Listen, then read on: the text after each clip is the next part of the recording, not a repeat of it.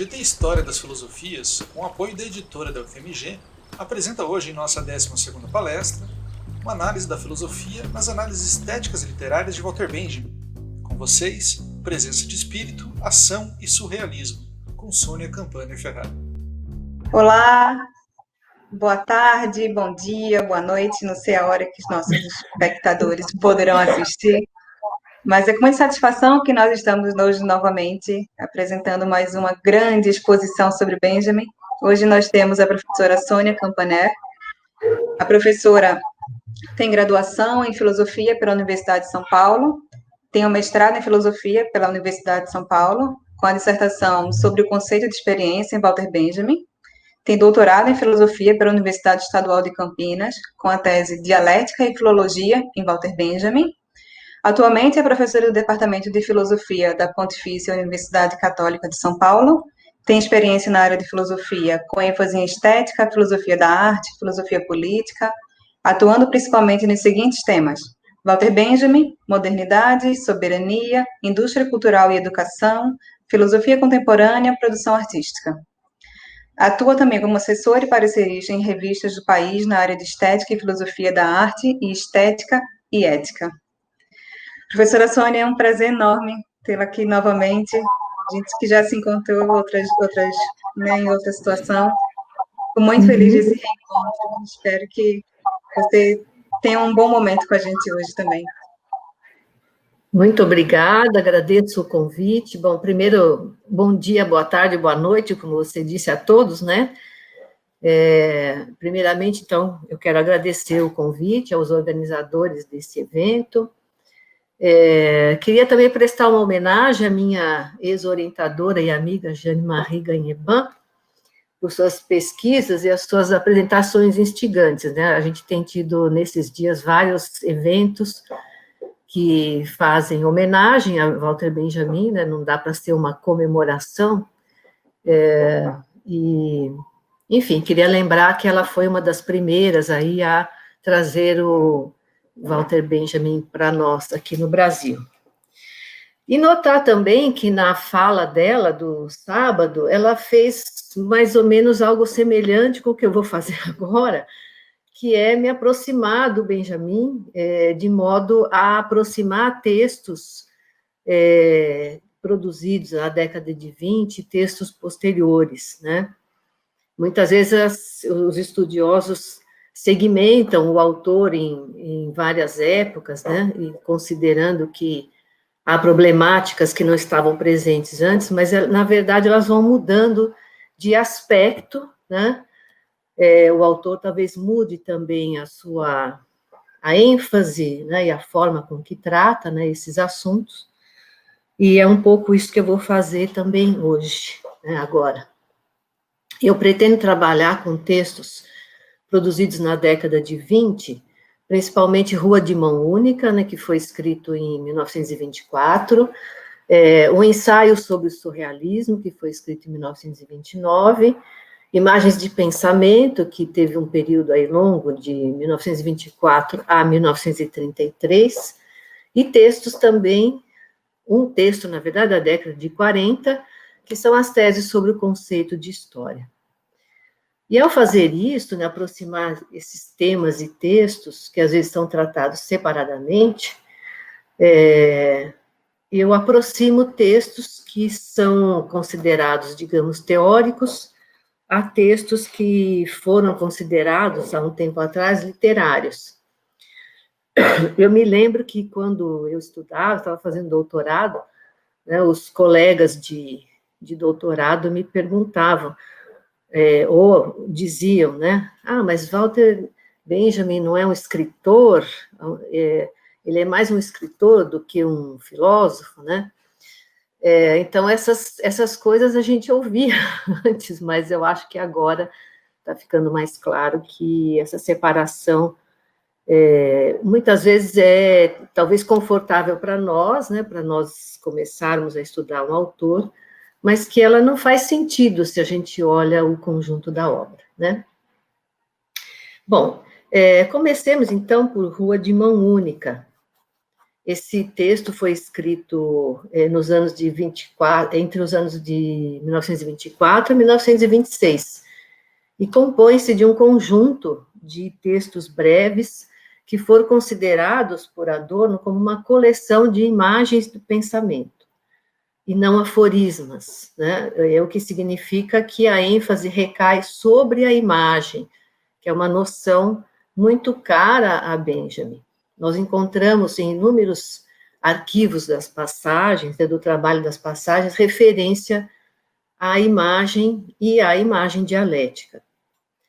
A imagem dialética é uma imagem fulgurante, portanto, é como imagem fulgurante no agora da cognoscibilidade que o que já foi deve ser retido.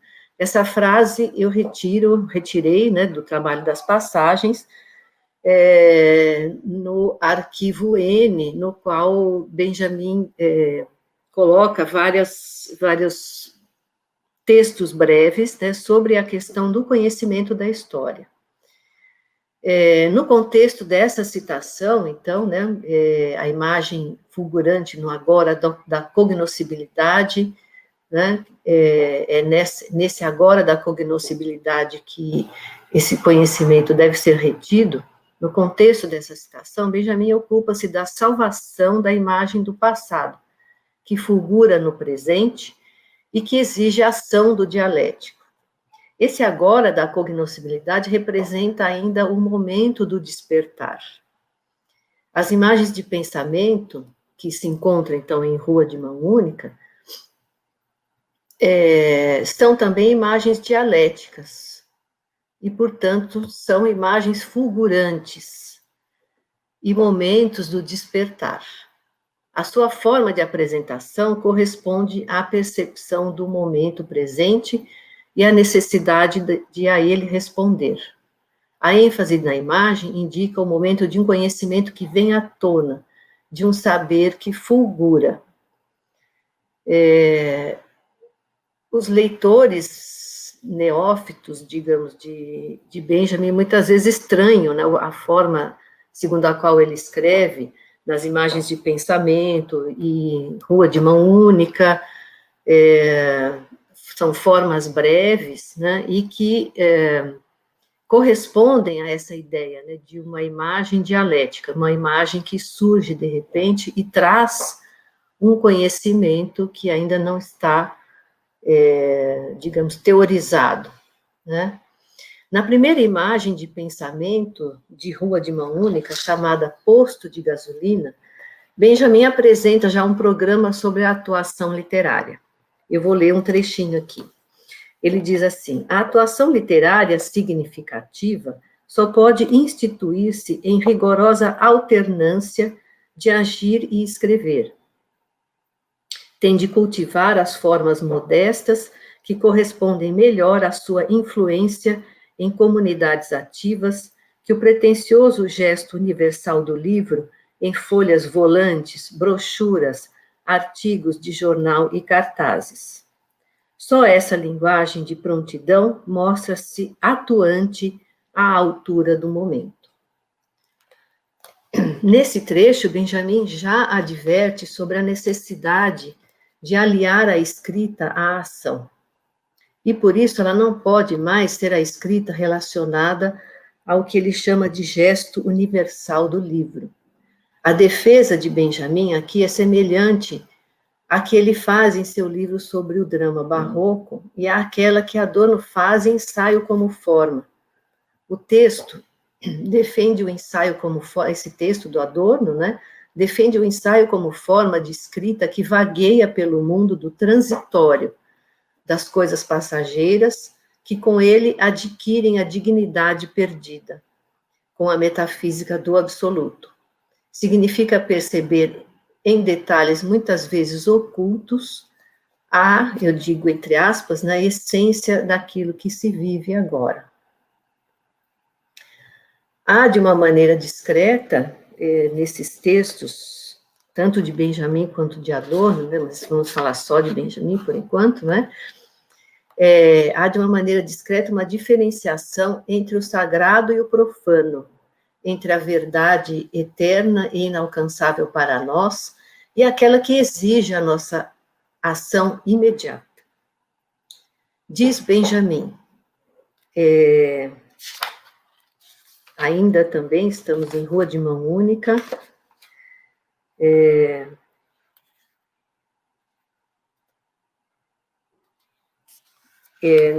obra em Canteiro de Obra. Comentário e tradução estão para o texto, assim como estilo e mimese estão para a natureza. O mesmo fenômeno sob diferentes modos de considerar. Na árvore do texto sagrado, são ambos apenas as folhas eternamente sussurrantes. Na árvore do texto profano, são os frutos que caem no tempo certo. O título da imagem de pensamento aqui é Ministério do Interior. Um exemplo, então, do que Benjamin insinua em posto de gasolina é a afirmação, também num outro excerto aqui de Rua de Mão Única, chamado Panorama Imperial, em que ele diz, né, o declínio não é em nada menos estável e nada menos miraculoso do que a ascensão, referindo-se aqui a um estado confinado no qual vivia naquele momento o burguês alemão e que considerava um estado de exceção. Para Benjamin, esse estado de exceção é a regra, como ele afirma também no drama barroco, uma regra que levou e leva a que a maioria agisse em favor dos seus interesses particulares, obedecendo a seus instintos animais.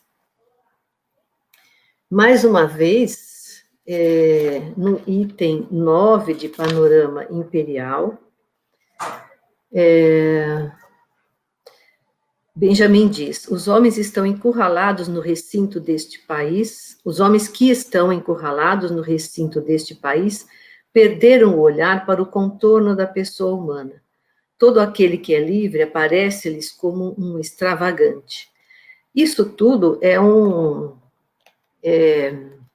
espécie de diagnóstico, né, que o Benjamin está fazendo acerca da situação na Alemanha, né, mas que se refere ao modo como, enfim, nós nos comportamos diante de determinadas situações. Ao invés de investigar mais profundamente, encontrar as causas mais profundas e agir para, de fato, transformar, né, a ação é imediata, né, na defesa dos interesses particulares ou na defesa da situação, de uma situação, digamos, mais egoísta, né, que garante o seu estado material, né, a continuidade do seu estado material, em detrimento do, enfim, do humano, eu diria, mais do que do coletivo.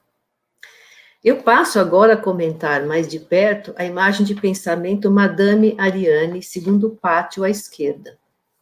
Retiro dessa imagem de pensamento a seguinte frase que vai guiar a minha exposição a seguir. Transformar a ameaça do futuro no agora preenchido. Este único milagre telepático, digno de ser desejado, é obra de corpórea presença de espírito. No início de Madame Ariane, Benjamin refere-se à especulação do futuro por meio de benzedeiras e videntes. Atitude que condena aqui e nas teses sobre o conceito de história, e que no ensaio sobre o surrealismo merece uma maior explicitação ao associar a atitude dos surrealistas com a de videntes como intérpretes de sinais. Eu cito na página 63 das Obras Escolhidas, volume 2, o trecho de Madame Ariane. Quem pergunta pelo futuro a benzedeiras abre mão, sem o saber, de um conhecimento interior do que está por vir, que é 1000 vezes mais preciso do que tudo o que ele é dado ouvir lá. Guia-o mais a preguiça que a curiosidade, e nada é menos semelhante ao devotado enlutamento com que ele presencia o desvendamento de seu destino que o golpe de mão perigoso, ágil, com que o corajoso põe o futuro. No ensaio sobre o surrealismo, o trecho que se refere a este mesmo tema está na página 25 das obras escolhidas, estou usando esta edição aqui. Então, sobre o surrealismo, ele diz, né? Foi o primeiro a ter pressentido as energias revolucionárias que transparecem no antiquado, nas primeiras construções de ferro, nas primeiras fábricas, nas primeiras fotografias, nos objetos que começam a extinguir-se, nos pianos de cauda, nas roupas de mais de 5 anos, nos locais mundanos, quando a moda começa a abandoná-los. Estes autores compreendem melhor que ninguém a relação que entre esses objetos e a revolução.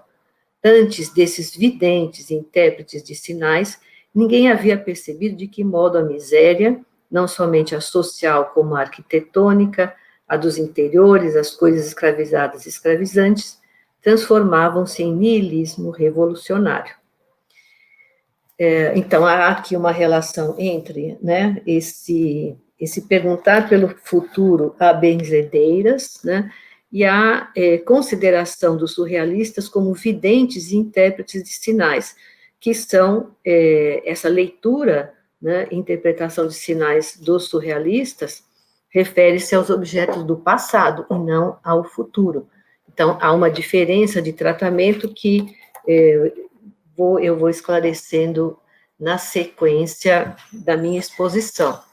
E a terceira referência que a leitura,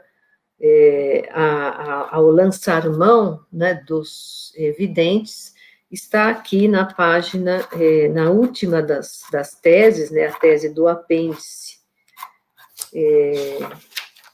número 2, né, em que Benjamin se refere, então, também a essa consulta aos videntes, né? Ele diz, certamente os adivinhos que interrogavam o tempo para saber o que ele ocultava em seu seio, não experimentavam nem como vazio, nem como homogêneo.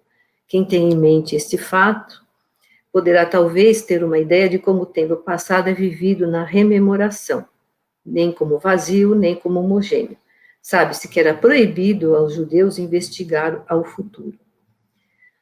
Então, acentua aqui a importância da rememoração, fazendo, então, digamos, eco ao que ele considera que faziam os surrealistas, né?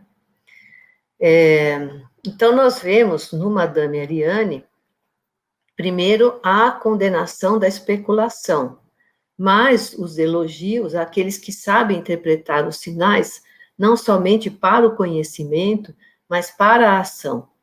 Se o conhecimento do passado é importante, a ação no presente depende da presença corpórea, como ele afirma, né, em Madame Ariane, que possibilita a percepção das condições nas quais a ação pode acontecer. Tanto em Rua de Mão Única como nas teses, Benjamin relaciona a especulação sobre o futuro à preguiça e opõe a ela a atenção flutuante e a observação do agora para uma ação no momento certo. Ainda em Rua de Mão Única, Madame Ariane, né, ele diz, signos precursores, pressentimentos, sinais, atravessam dia e noite nosso organismo como batidas de ondas. Interpretá-los ou utilizá-los, eis a questão. Para o covarde, fim da citação, não é? Para o covarde preguiçoso, a interpretação, e para o sóbrio e livre, a utilização. Essa é uma afirmação bastante clara, né, de que a verdade depende da conjugação entre a percepção clara sua compreensão e a ação, realizada no momento certo. Porque se o momento passa, né, diz Benjamin, a sua força se perde. Na sequência de Madame Ariane, Benjamin enfatiza a importância de um saber inconsciente que nos chega junto com certos sinais e palavras.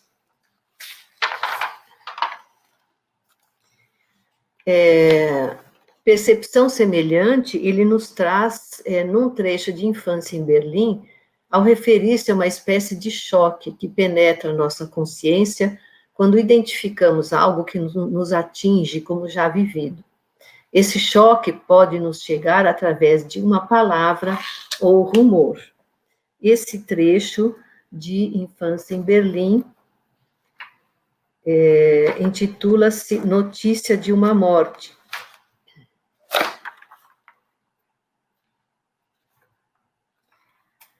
E ele se refere, então, neste Notícia de uma Morte, a um instante em que algo nos acomete, né, como se fosse um déjà vu, ele diz, né, e esse momento em que esse algo nos acomete é um instante, né, e esse instante não pode ser perdido.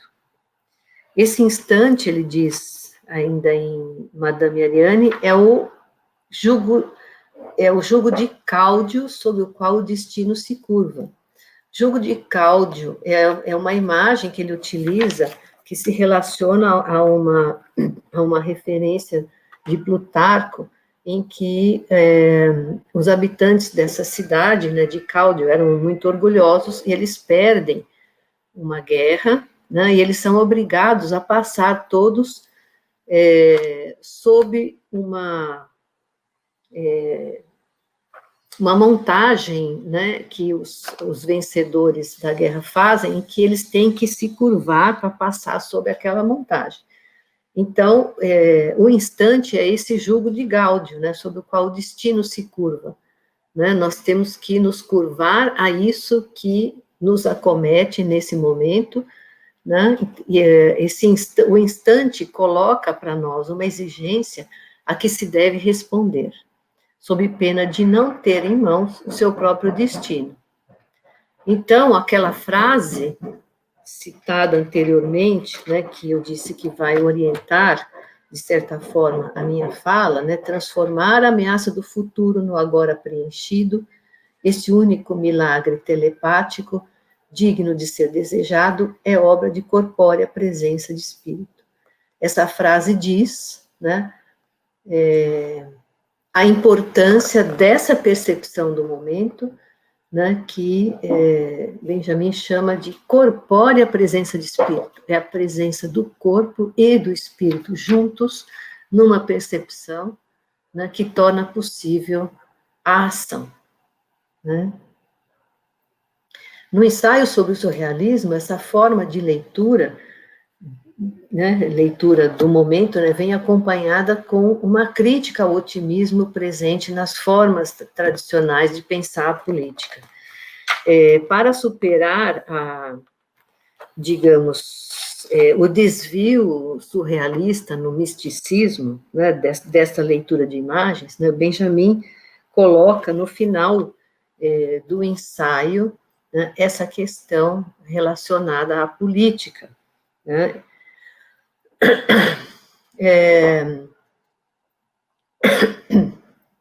O exemplo que ele traz aqui são as metáforas otimistas dos partidos políticos, né? Ou as metáforas utilizadas pelos partidos políticos para convencer, né, os eleitores de que a sua forma de pensar está correta. Sempre são metáforas que buscam essa persuasão. Né? E a essa forma de pensar e praticar a política, Benjamin vai opor a fórmula de Naville, que diz, né, que é necessário organizar o pessimismo.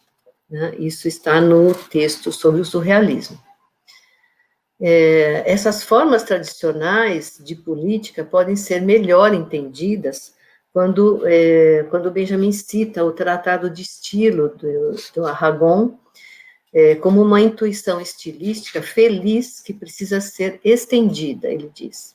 E essa intuição diz respeito à distinção entre metáfora e imagem, porque é na política que essas duas colidem de forma drástica. Ou seja, a política usa a metáfora, né, que acaba impedindo ou se opondo, né, à imagem. Metáfora e imagem, então, não se referem às mesmas coisas.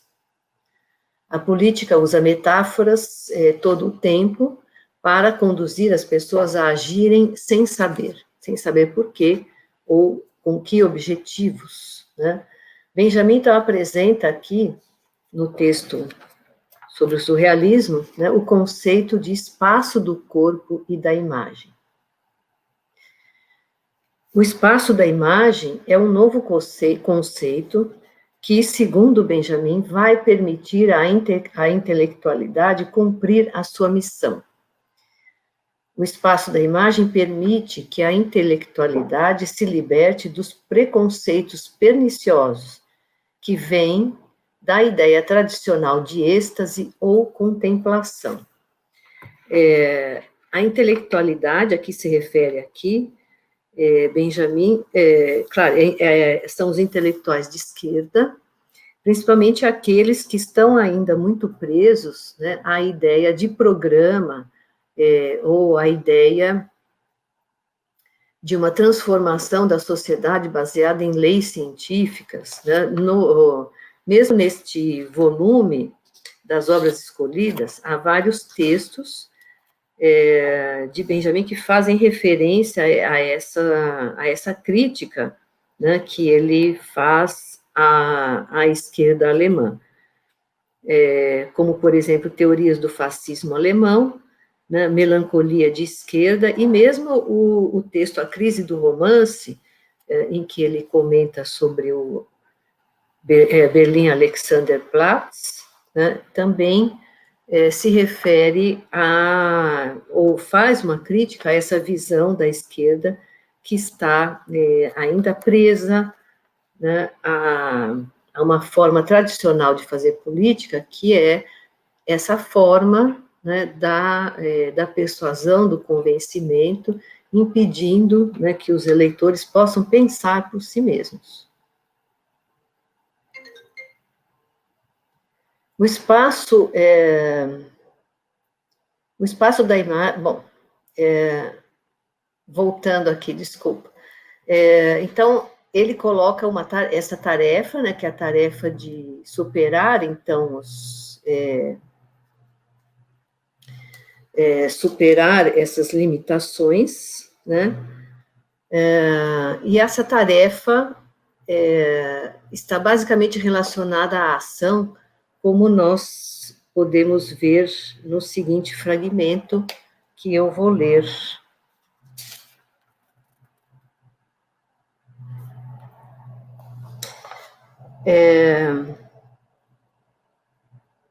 Onde uma ação lança sua própria imagem e existe, absorvendo-a e consumindo-a, onde a proximidade olha com seus próprios olhos, abre-se o espaço da imagem há muito procurado, o mundo da atualidade universal e integral, onde o lugar bom, ou a sala confortável, né, como está traduzido aqui, onde esse lugar bom, a sala confortável, está ausente.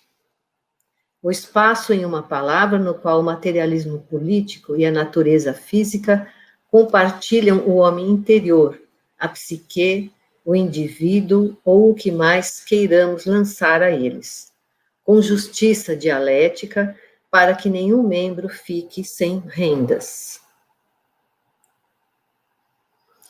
No entanto, na verdade, precisamente, depois de tal aniquilação dialética, este ainda será um espaço da imagem e, mais concretamente, um espaço do corpo. Eu li aqui uma tradução modificada, na tradução da Brasiliense, está um pouquinho diferente. O que Benjamin quer dizer com esse trecho, né, é bastante enigmático. Os 2 últimos parágrafos, né, do ensaio sobre o surrealismo colocam essa questão, né, da ação política baseada nessa organização do pessimismo,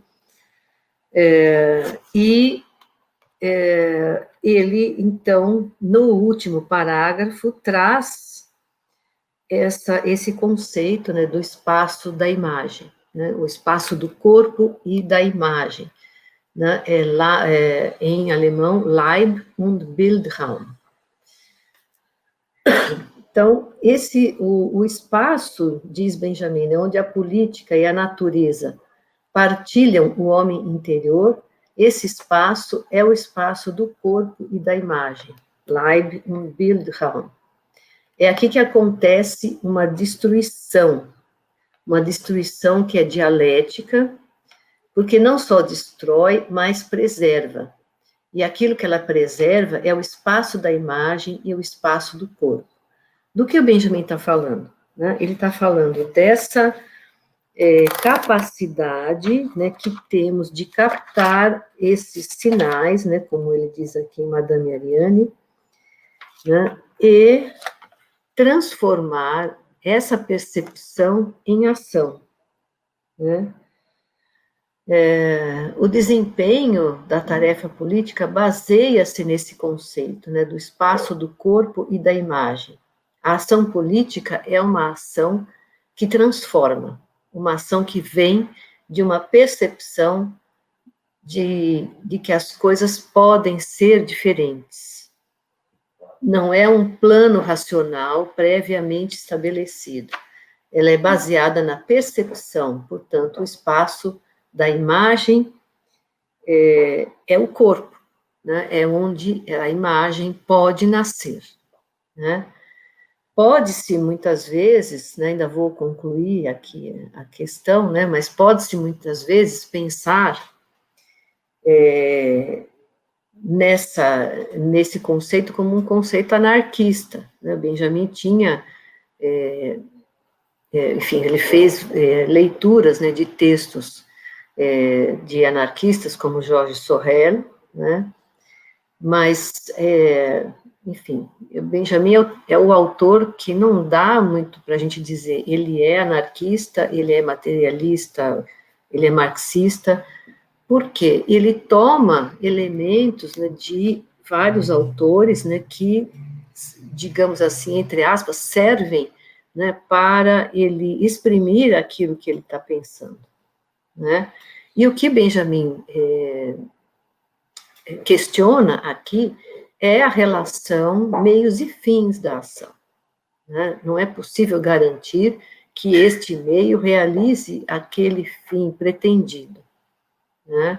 Então, é sempre a ideia da interrupção, né, da interrupção do contínuo, né, para, digamos, começar de novo, né, a ideia de fazer tábula rasa, como está, por exemplo, no Experiência e Pobreza.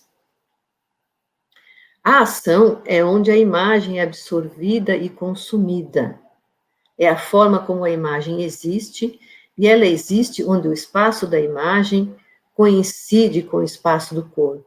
Então, a imagem, ela vai dar, digamos, elementos para a ação, e uma vez a ação realizada, a imagem é consumida, né? Diz Benjamin, o mundo da atualidade universal e integral, né, é o mundo onde coincidem o espaço da imagem e o espaço do corpo, onde coincidem o materialismo político e o homem interior, né? Porque quem é esse homem interior? É aquele capaz de ler os sinais precursores, né, e rapidamente transformá-lo em algo novo, né? Então, o materialismo político tem a ver com a presença do homem, né, de corpo, digamos, né, na matéria, né? O materialismo benjaminiano é o materialismo da matéria mesmo, né? Da cultura, a cultura é material para ele, né?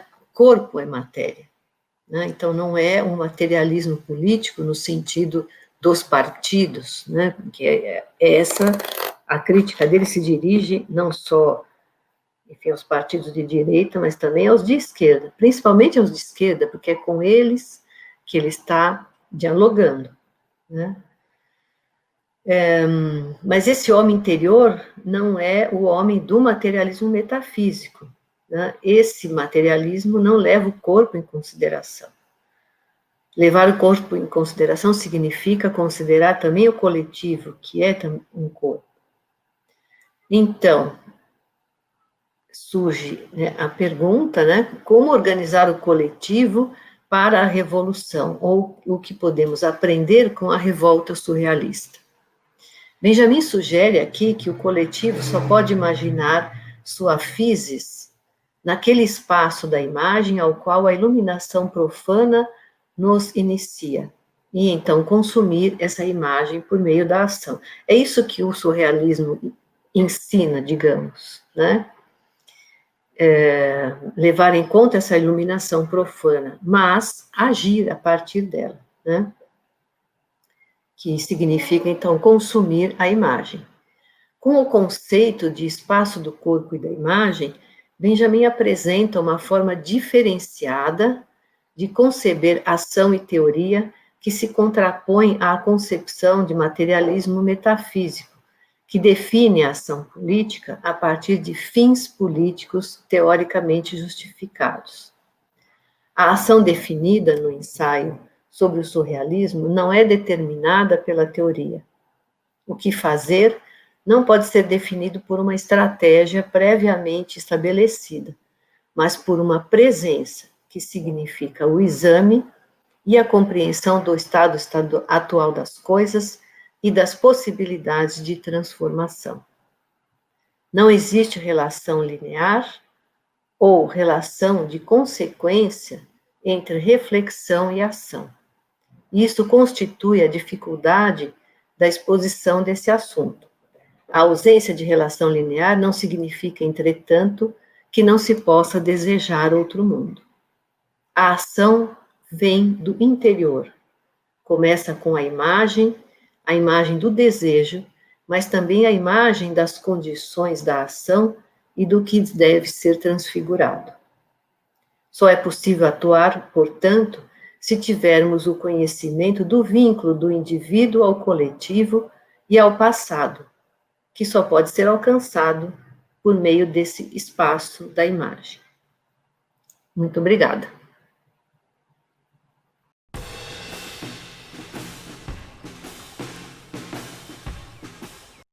Olá, professora, que excelente explanação.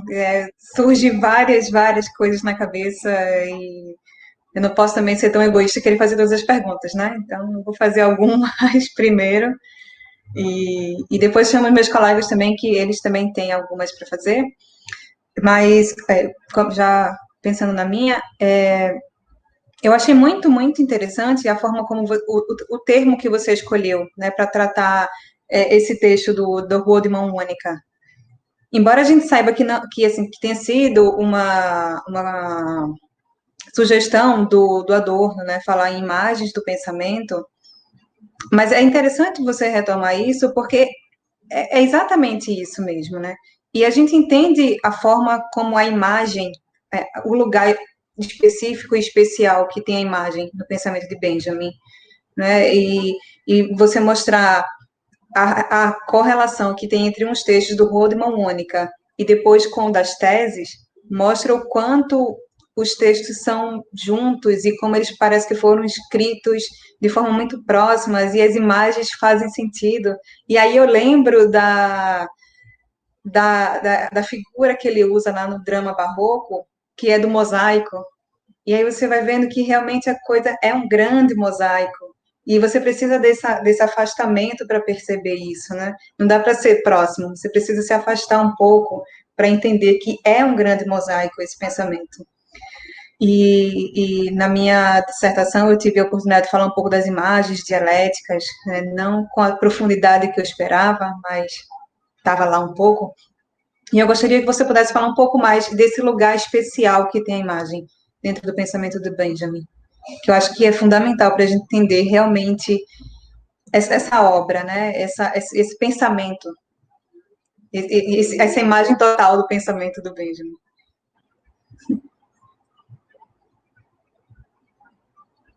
Obrigada, Bárbara, pela sua pergunta.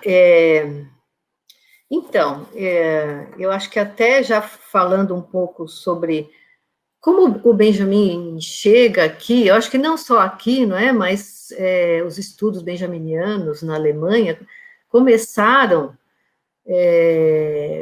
olhando para o Benjamin de um modo tradicional, né? E ao olhar o Benjamin de um modo tradicional, a gente acaba deixando a noção de imagem de lado, porque fica parecendo que a imagem é só uma espécie de suporte para outras teorias, né? Ou fica parecendo que imagem só tem a ver com uma forma deficiente de aquisição de conhecimento, ou a imagem relacionada só com a arte, por exemplo, né? O Benjamin vai se aprofundar, enfim, se interessar, acho que é melhor dizendo, né, sobre a arte, penso eu, né, como uma maneira de compreender essa outra forma de aquisição de conhecimento, que não enfim, que não é aquela linear, né, que não é aquela racionalista, né, cartesiana, né? A gente tem no texto do Adorno, Ensaio como Forma, ele vai desenvolver exatamente essa oposição, né, entre o cartesianismo e o ensaio, que vai na direção oposta. Então, a ideia do ensaio é também a de construir várias peças, né, que vão compor esse grande mosaico, né, que a gente está falando. E eu acho que nós chegamos num momento que eu diria assim, feliz hoje, né, porque a gente começa a olhar para esse conceito, né, de uma maneira mais aberta, né, e compreender que a imagem, quando o Benjamin fala da imagem, ele está falando de uma forma de percepção profunda, né, sobre a qual, talvez no momento em que a gente tenha essa percepção, a gente não tenha tanta clareza, mas o problema é que se a gente vai adquirir, ou vai procurar adquirir essa clareza, né, a gente vai deixar passar o momento da percepção, né? De um ponto de vista da ação política, eu acho que é um conceito bastante importante, né? E uma coisa que eu queria enfatizar, que durante a exposição, que acabei não falando, é como isso é importante hoje, né, quando nós estamos, enfim, há toda uma reflexão, né, sobre a pandemia, o que a pandemia significa, né, porque parece que ela nos paralisou, né, mas ela contribuiu, eu diria, né, para que a gente tivesse uma outra visão, né, do nosso mundo, né, quantas coisas supérfluas, né, que a gente tem e que a pandemia nos fez perceber isso, né, e essa é uma e eu acho que a gente ainda não acordou, né, para o que essa percepção significa, né. Mas, enfim, voltando ao Benjamin, veja, o conceito de imagem está presente em toda a obra dele, né, porque é um conceito que visa reunir, né, várias frentes, eu diria, né, ele tem a ver com a questão da ação, tem a ver com a percepção da importância de determinados contextos culturais, né, tem a ver com a percepção do diagnóstico, né, do momento vivido. Isso.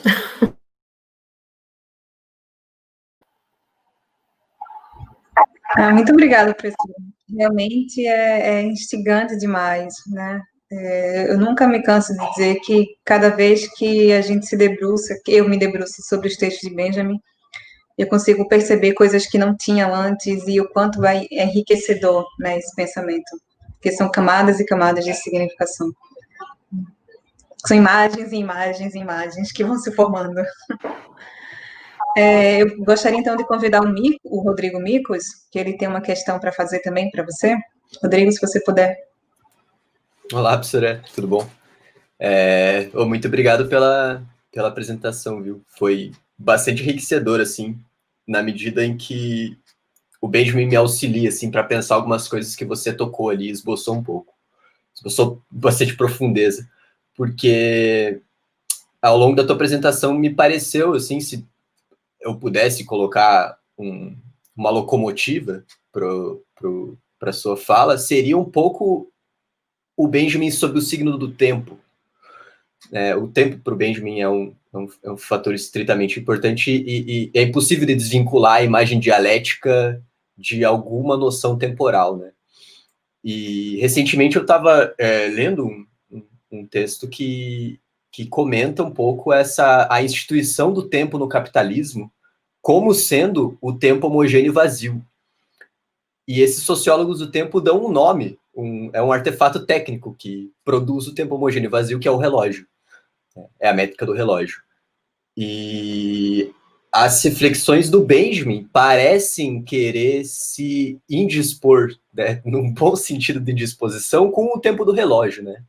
Que talvez seja o tempo do progresso.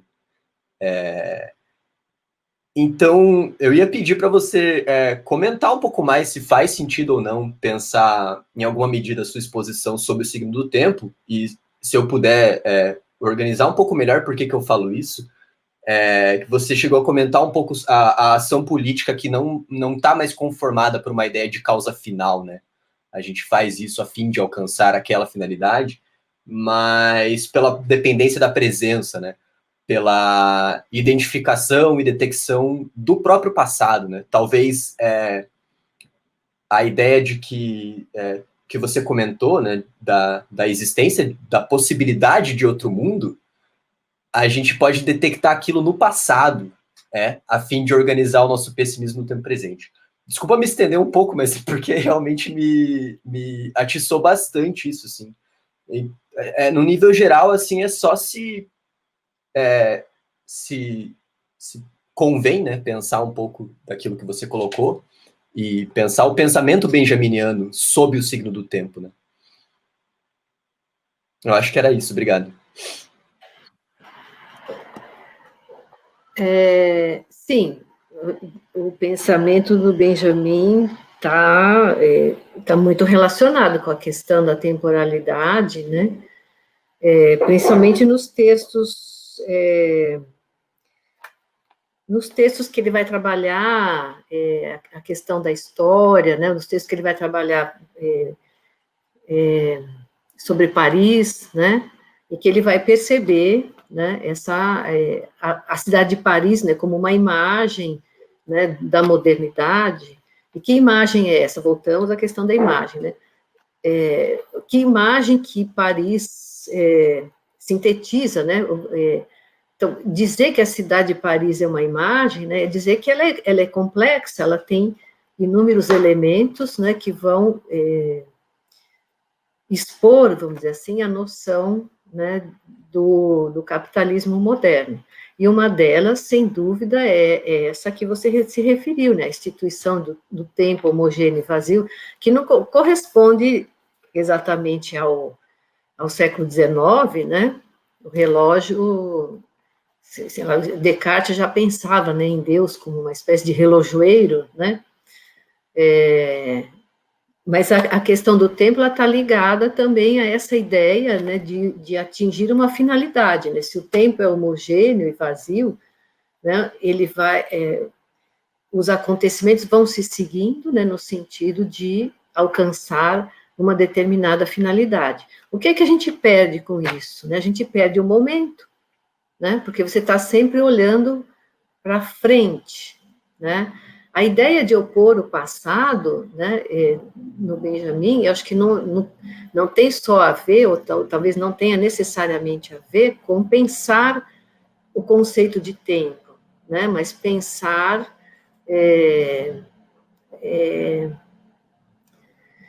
como que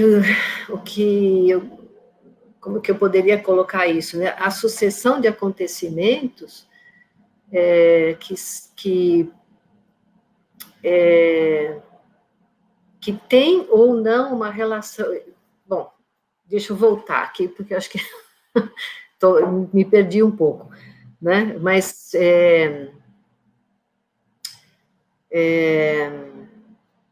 pensar, então, a questão do tempo, né, para o Benjamin, ou a questão da transformação, é pensar. Eu acho que vamos cortar essa parte aí, porque eu me perdi um pouco. Eu quero retomar o que eu estava falando e eu acabei me perdendo. Isso acontece muitas vezes. Mas o que eu queria dizer é que tanto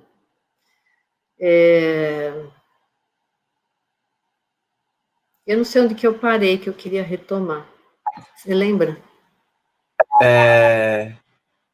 Estava organizando para trabalhar. Por que talvez o conceito de tempo não seja o mais adequado para pensar o Benjamin? Você estava tentando encontrar uma outra organização. Pensar uma outra coisa, porque, assim, a questão do passado, é isso. Porque a retomada do passado não tem a ver com... então, vamos retomar um tempo, né? Mas exatamente retomar o passado tem a ver com mostrar que o tempo não é contínuo, né? Porque você tem momentos distintos, né? E a retomada do passado, na verdade, ela acontece não por obra do sujeito, né? Mas por essa sincronicidade, né? Do presente com um determinado passado. E essa sincronicidade do presente com um determinado passado também está relacionada com a imagem, né? Então, é uma espécie de salto no tempo que acontece ali, né? Você sai da continuidade para perceber uma relação entre algo distante com o seu presente. E o Benjamin vai mostrar isso na obra dele, né? Por que ele vai trabalhar, por exemplo, o drama barroco alemão, né? E ele mesmo vai justificar que esse período do século XVII tem muito a ver com o nosso hoje, né, com a modernidade, né, e vai estabelecer os paralelos ali. Só que o século XVII está muito longe, né? O passado recente, né, do início do século XX é o século XIX, com todas as revoltas, né, com a segunda onda, né, da Revolução Industrial, né? Então, voltando, então, a questão do tempo é importante para o Benjamin, mas é a questão do tempo no sentido de mostrar que o tempo não é o tempo do relógio, né? Ou o tempo do relógio é um que organiza a nossa vida aqui, né? Mas ele não explica a relação, né, entre as percepções ou entre os acontecimentos que estão distantes no tempo, por exemplo, né? Acho que... Isso me faz lembrar também a importância que tem, né, as figuras do despertar, né, dentro da concepção do Benjamin. Porque o tempo não pode ser concebido assim, que é a possibilidade de despertar, né, desse ressignificar um acontecimento passado e apreendê-lo para o presente. Tem uma dúvida que surgiu na minha... não uma dúvida, mas uma formulação que foi surgindo na minha cabeça à medida que você foi expondo, que é essa relação mesmo do tempo, mas como o tempo ele não pode realmente ser visto de forma homogênea e vazia, mas a própria experiência que se tem com o tempo é que é importante ressaltar, não é? E aí ele vai falar lá numa das teses, que é 18, não, acho que está no apêndice, de que aos judeus não podia ser dado, né, a tarefa de perscrutar o futuro. Justamente porque não é essa a intenção. Não é? O que se tem que ter em mente é o presente que nos é dado, as causas e coisas que contribuíram para a gente chegar até aqui, e entender isso, tendo que tudo isso ainda é, de certa forma, um desenrolar da história. Não cronológico, não linear, mas um desdobramento dessa história. Por isso que ao futuro não interessa ser perscrutado. É mais ou menos a forma como eu entendo essa proibição de se pensar o futuro, não é, por parte dos judeus. E, bem, eu tenho uma leitura bem materialista mesmo dessa concepção do tempo, né, essa concepção histórica que o Benjamin faz, mas eu acho que o que você acabou de trazer é uma contribuição muito, muito boa para a gente entender o aspecto mais amplo que tem isso mesmo, né? A gente não pode ver o pensamento de Benjamin sob um viés apenas. Ele se desdobra de várias e várias formas. Eu acho que essa foi a grande contribuição hoje que você trouxe, professora. Obrigada. Imagina. Eu queria falar uma coisa sobre isso que você falou, né, a proibição de perscrutar o futuro, né, mas, na verdade, o Benjamin relaciona isso com essa visão que ele tem, né, de que não é possível você agir com vistas a um determinado fim, né, porque muitas vezes, isso na leitura que ele faz do Georges Sorel, ele vai dizer, né, que os meios acabam contaminando os fins. Então, você vai usar a ideia de que, não, então queremos uma sociedade mais justa, né, mas para isso você vai cometer todo tipo de violência, né, e ela vai reverberar lá no final, né. Então, não se justifica, né, essa relação não se justifica, né. E depois é uma espécie até de, a gente poderia dizer, hábito ou vício nosso, né, de fazer sempre essas relações, né, entre aquilo que é linear. Então, isso aconteceu por causa disso, mas é a nossa herança cartesiana ainda falando, né.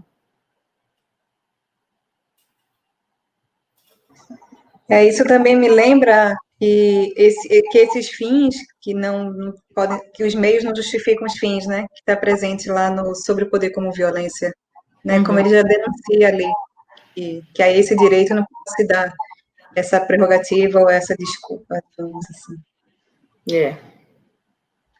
Eu vejo que tem mais uma pergunta do João Vitor, se você puder, né, fazer a sua questão.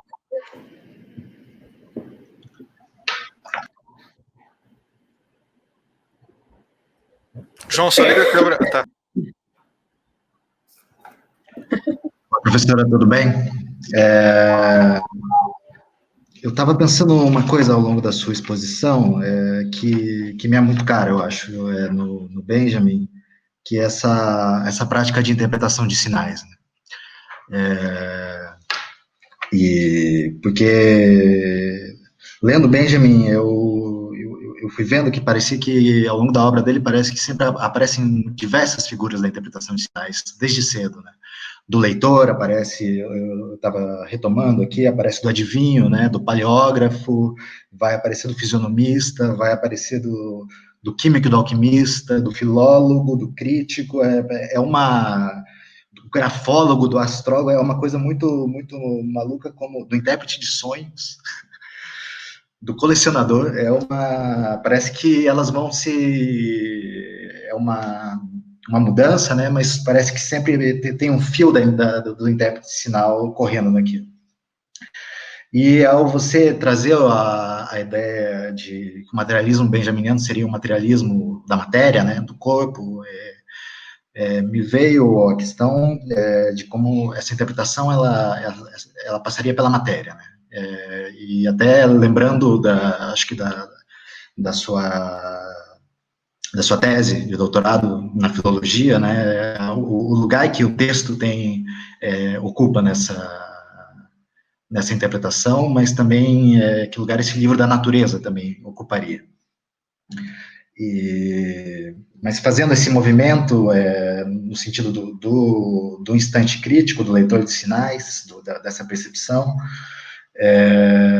me vem a interrogação, assim, até a pergunta se você poderia desdobrar que conceitos, além do conceito de imagem, a gente conseguiria, ou assim, dentro do conceito de imagem, como a gente conseguiria entender melhor essa prática de interpretação de sinais no Benjamin. Que você falou da atenção flutuante, você falou do espaço de imagem, do espaço do corpo, da imagem dialética, mas que constelação seria essa de conceitos em torno da interpretação de sinais?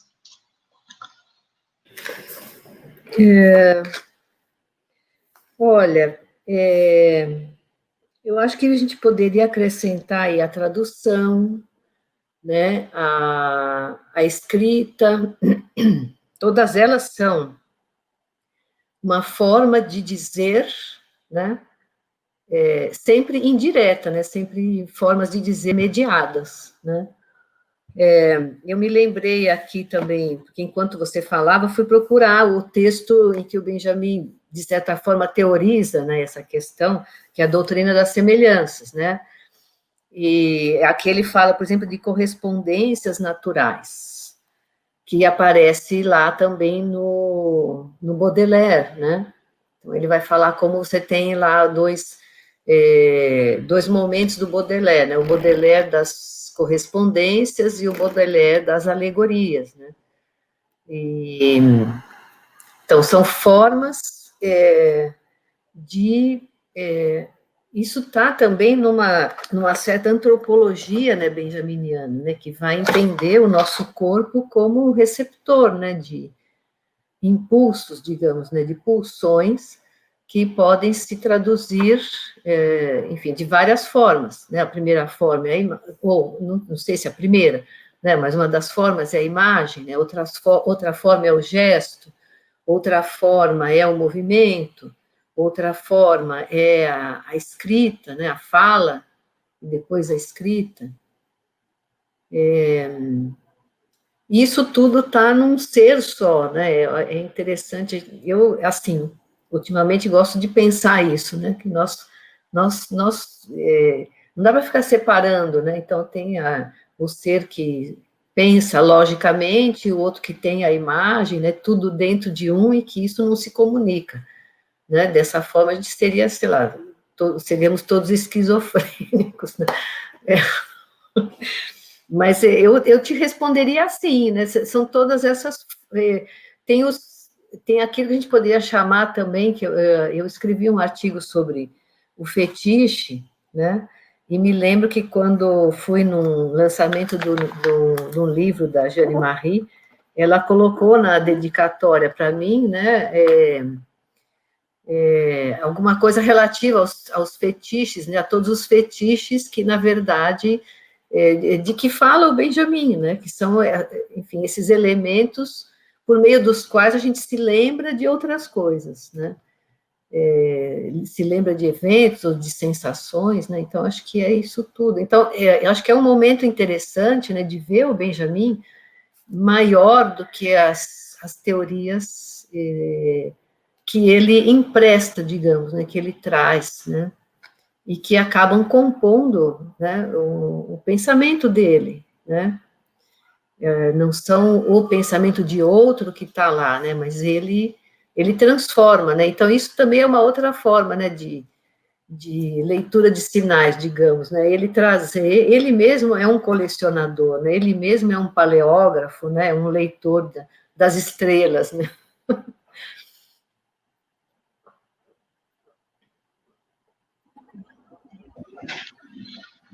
Muito obrigado. Daí a constelação, né? Constelação, toda uma matriz mágica, né, acontecendo. Interessante. Obrigado, Sônia. Então, professora, se tiver confortável para você, tem mais uma pergunta que o Lucas quer fazer. Então, Lucas, por favor. Então, professora, eu estava ainda sobre a questão do tempo e enfim, retomando alguns conceitos, me lembrou muito algumas passagens do Marx e do Lukács, quando eles colocam a questão de toda a objetificação do tempo durante o capitalismo, né? Como que aos poucos a máquina e as coisas vão transformando paulatinamente o tempo que era subjetivo num tempo objetivo determinado por fora, externamente a todo indivíduo e a toda classe, enfim, a todas essas questões. Mas me chama a atenção também algo que acho que está um pouco na filosofia da história do Lukács, e eu vejo que ele, até onde eu estudei, né, ele não desenvolveu tão propriamente assim, que é uma ideia de uma filosofia da história pensando no futuro, e não pensando no passado. Pensando no futuro como algo aberto.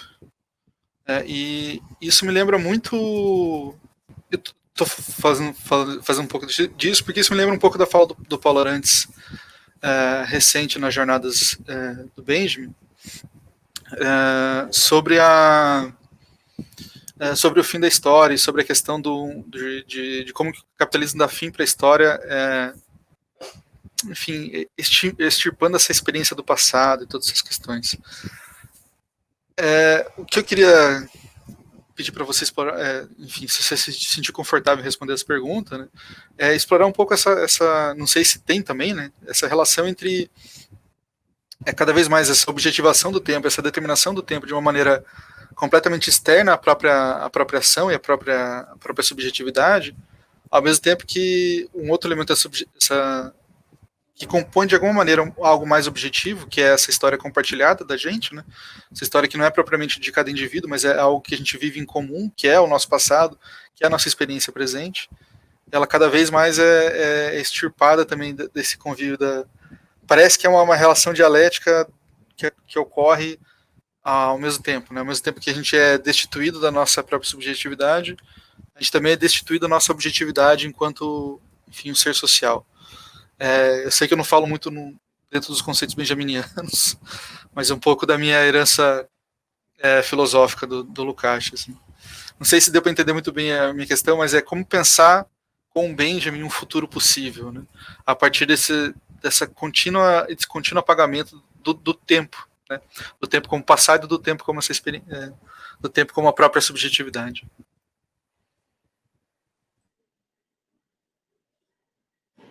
Bom, eu não sei se eu vou conseguir responder exatamente o que você quer, mas eu vou falar para você o que eu penso.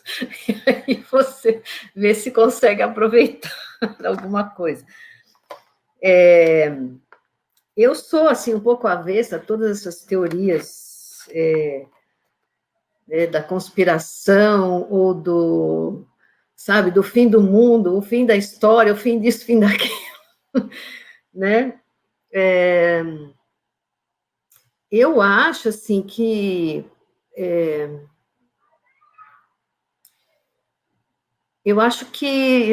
tem um limite, né, para isso, porque o tempo está aí, né? A gente fala, o tempo é subjetivo, tudo bem, né? É subjetivo e é objetivo também. A gente nasce, morre, né? Envelhece, morre, as coisas mudam, né? Então não tem como, por mais que, aí eu vou falar assim no sentido amplo, a humanidade, né? Invente coisas, técnicas, né? Que vão fazer isso desaparecer. Não vai, né? Vai modificar a nossa relação com ele, né? Mas nós vamos continuar nascendo, envelhecendo e morrendo, né? As flores vão nascer e murchar, né? Então, eu não sei se é essa a tua, né? A tua necessidade, a tua questão, né? Mas eu fico pensando que às vezes a gente exagera um pouco nas teorias e sente e percebe pouco, né? Por isso que eu fui, na verdade, na PUC, migrando para a área de estética, né? Porque eu falei, gente, as pessoas precisam sentir, perceber, porque ficam muito no mundo das ideias e não veem o que está acontecendo, né? Veja a nossa dificuldade, e aí eu me incluo nisso, né? Não sou exceção, né? Em pensar os últimos acontecimentos no Brasil, né? Quanta gente falando dos movimentos espontâneos e tal, mas a gente ainda não sabe o que é isso, né? A gente tem uma avaliação enfim, dessa pandemia, por exemplo, mas a gente ainda não sabe direito o que é isso. Porque como isso afeta de fato a nós, né, nós temos pouca percepção. Eu acho que a gente precisa trabalhar mais isso, sabe? Então, acho que eu fui um pouco contrária à sua pergunta, mas acho que vamos fazer aquela prática, assim, né, do oráculo, né? O oráculo dá uma resposta enigmática e você senta e pensa sobre ela para ver se ela se aplica à sua experiência.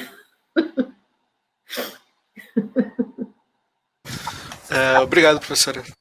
Acho que a ideia não é nem responder minha pergunta, mas ouvir um pouco mais você falando. Uhum.